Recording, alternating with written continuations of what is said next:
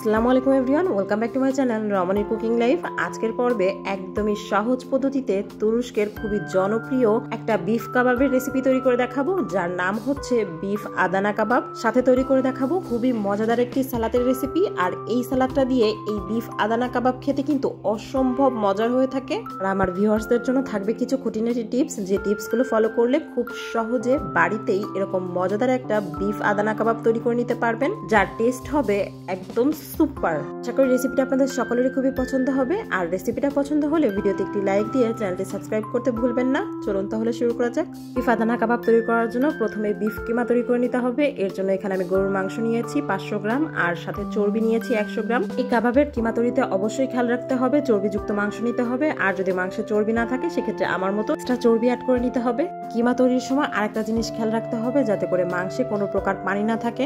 এখন একটা ব্লেন্ডারের সাহায্যে মাংসটা আমি কিমা করে নিয়েছি। আর দেখতেই পারছেন মাংসটা কিন্তু একদম স্মুথ হয়েছে, আর এরকমই কিমা করে নিতে হবে। এখন বিফ কিমাটা সাইডে রেখে চলে যাচ্ছি কাবাব তৈরির অন্য উপকরণের কাছে। প্রথমে এখানে নিয়েছি আমি মাঝারি সাইজের 4টা পেঁয়াজ, আর সাথে নিয়েছি এখানে বড় যে কোয়া রসুন হয় সেখান থেকে 5 কোয়া নিয়েছি, আর সাথে নিয়েছি 4টা কাঁচামরিচ এবং লাল ক্যাপসিকাম বড় সাইজের একটা। সাধারণত তুরস্কে আদানা কাবাব তৈরিতে বিশেষ এক ধরনের লাল মরিচ ব্যবহার করা হয়, যে মরিচের তুলনামূলক ঝাল কম থাকে।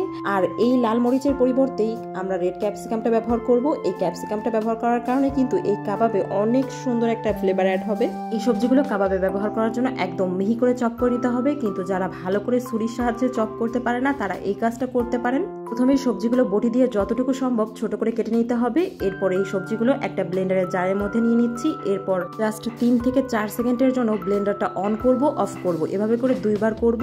আর এতে করেই কিন্তু সবজিগুলো একদম মিহি চপ হয়ে যাবে। এর থেকে বেশি কিন্তু ব্লেন্ড করা যাবে না, সেক্ষেত্রে কিন্তু এগুলো একদম ভর্তা হয়ে যাবে। আর এটা কিন্তু ভর্তা করা যাবে না, শুধুমাত্র মিহি করে চপ করে নিতে হবে। আর দেখতেই পাচ্ছেন আমার কিন্তু চপ করে নেওয়া হয়ে গিয়েছে। আমি এটা ব্লেন্ডারের জার থেকে নামিয়ে নিয়েছি। আপনারা চাইলে কিন্তু ছুরি দিয়েও সেম একইভাবে চপ করে নিলে হবে।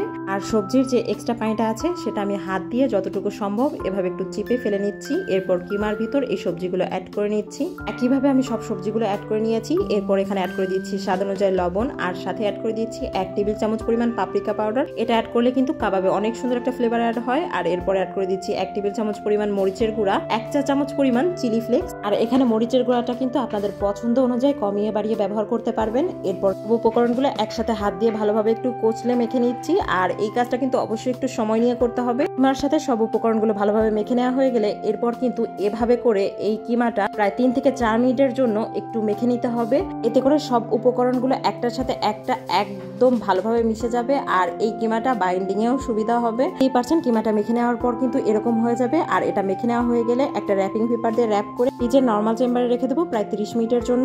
ঘরে যদি কাবাব তৈরির শিক না থাকে সেক্ষেত্রে কিন্তু এভাবেও কাবাবগুলো তৈরি করে নেওয়া যায়। এর জন্য শক্ত যে কার্টুনগুলো হয় সেই কার্টুনগুলো থেকে আমি এরকম করে চিকন চিকন করে কেটে নিয়েছি প্যানের মাপ অনুযায়ী। আর তারপর ফয়েল পেপার নিয়েছি 1 টুকরো। ফয়েল পেপারটা আমি নিচের অংশটা এরকম একটু ভাঁজ করে দিচ্ছি, তারপর সাইডের অংশটা ভাঁজ করে এই ফয়েল পেপারটা একদম টাইট করে এই কার্টুনের সাথে মুড়িয়ে নিতে হবে। আর এটা মোড়ানোর সময় খেয়াল রাখতে হবে যাতে ভিতরে কোনো গ্যাপ না থাকে। আর শেষের অংশটা এভাবে ভাঁজ করে মুড়িয়ে নিচ্ছি। পর উপরের দিকটা যে এক্সট্রা ফয়েল পেপার ছিল তার থেকে অল্প একটু কেটে ফেলে দিয়েছি, আর একটুখানি রেখে দিয়েছি, যেটা আমি এভাবে ভাঁজ করে মুড়িয়ে নিচ্ছি যাতে করে ভিতর থেকে কার্টুনটা না বের হয়ে আসে। তো এটা কিন্তু তৈরি হয়ে গিয়েছে। আর আপনারা চাইলে কিন্তু উপরের এক্সট্রা ফয়েল পেপারটা এভাবে কোনাকুনি করে কেটে তারপর মুড়িয়ে নিতে পারবেন, এতে করে অন্য একটা ডিজাইন তৈরি হয়ে যাবে। আর একইভাবে আমি অনেকগুলো তৈরি করে নিয়েছি। এখন আমি কাবাব তৈরি করে নেব। এর জন্য ফ্রিজ থেকে কিমার মিশ্রণটা বের করে নিয়ে র্যাপিং পেপারটা খুলে নিচ্ছি। এরপর এই মিশ্রণ থেকে আমি 1 মুঠ পরিমাণ কিমা নিয়ে নিচ্ছি, আর যেটা এরকম হাত দিয়ে একটু চেপে চেপে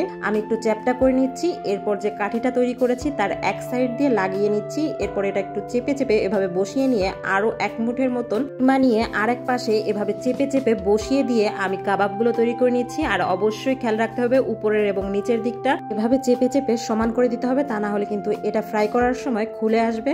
কিমাটা কাঠির গায়ে ভালোভাবে বসিয়ে নেওয়া হয়ে গেলে আমি এভাবে একটু হাত দিয়ে চেপে চেপে কাবাবের শেপ তৈরি করে নিচ্ছি। আর দেখতেই পারছেন এটা কতটা পুরুত্ব হয়েছে, এর থেকে কিন্তু পাতলা করা যাবে না, সেক্ষেত্রে কিন্তু এটা ভাজার সময় খুলে আসবে। কিভাবে আমি আরো কিছু কাবাব তৈরি করে নিয়েছি। এখন এগুলো ভেজে নেব। এর জন্য চুলায় একটি পাত্র বসিয়ে দিচ্ছি আর তাতে অ্যাড করে দিচ্ছি প্রায় 5 টেবিল চামচের মতো সয়াবিন তেল। তেলটা ভালো মতো গরম হয়ে আসলে এখানে আমি কাবাব অ্যাড করে দিচ্ছি আর প্রতি ব্যাচে আমি 3টা করে কাবাব ভেজে নিচ্ছি।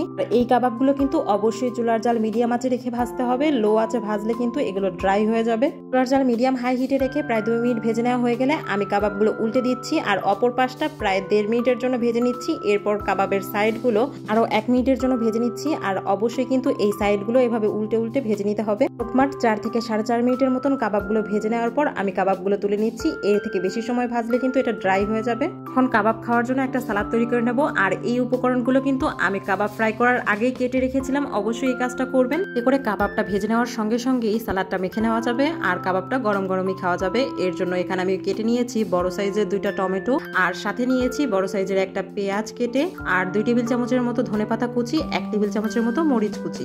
এখন অ্যাড করে দিচ্ছি স্বাদ অনুযায়ী লবণ, 1 টেবিল চামচ পরিমাণ লেবুর রস আর সাথে 1 চা চামচ পরিমাণ সামান্য সরিষার তেল। সালাদে মূলত ব্যবহার করা হয় অলিভ অয়েল। অনেকের কাছে অলিভ অয়েলটা না থাকতে পারে, সেক্ষেত্রে কিন্তু আপনারা এভাবে সরিষার তেল দিয়ে সালাদটা তৈরি করতে পারবেন। কিন্তু খেয়াল রাখতে হবে সরিষার তেলটা যেন খুবই সামান্য হয়, বেশি হয়ে গেলে কিন্তু এই সালাদের টেস্ট নষ্ট হয়ে যাবে। এখন সবকিছু একসাথে মেখে সালাদটা আমি তৈরি করে নিয়েছি। ট্রাস্ট মি, এই সালাদটা খেতে কিন্তু অসম্ভব মজার হয়ে থাকে। এখন কাবাব পরিবেশনের পালা আর আজকের কাবাবটা আমি পরিবেশন করছি নান রুটির সাথে। রুটিটা মাছ বরাবর কেটে নিয়ে আমি এভাবে 4 স্লাইস রুটি প্লেটের উপর রেখে নিয়েছি আর সাইড দিয়ে মেখে রাখা সালাদটা দিয়ে দিচ্ছি আর এর উপরে গরম গরম কাবাবটা আমি কাঠি থেকে খুলে সেই কাবাবটা দিয়ে দিচ্ছি।